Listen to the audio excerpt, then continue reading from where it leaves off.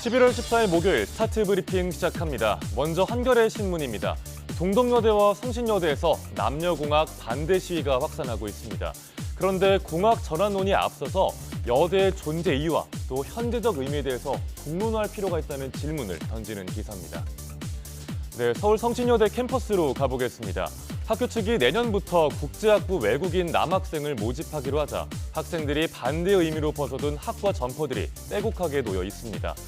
동덕여대에서는 수업 거부 시위와 건물 점거 농성이 이어지는 중입니다.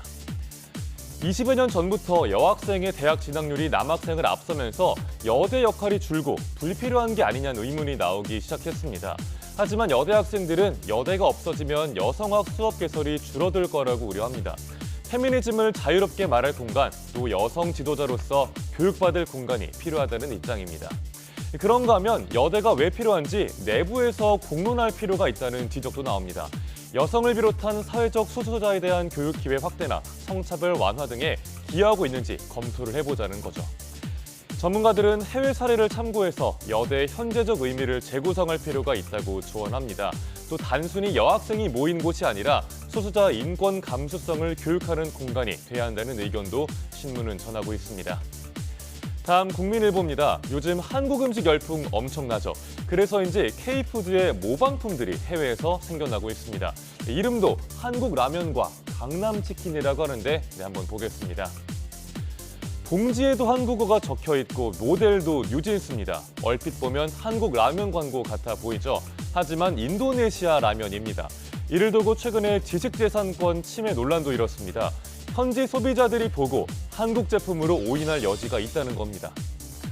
세계적으로 인기가 많은 한국 라면이 주요 타깃이 되고 있는데요. 세계에서 인스턴트 라면을 처음으로 개발한 일본 기업이 한국 라면을 따라해서 논란이 되기도 했습니다.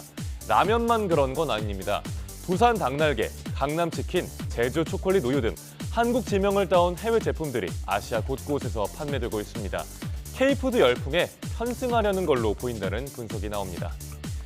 한편 일부 국가에서는 한국 제품이 수입 규제 표적이 되기도 했죠.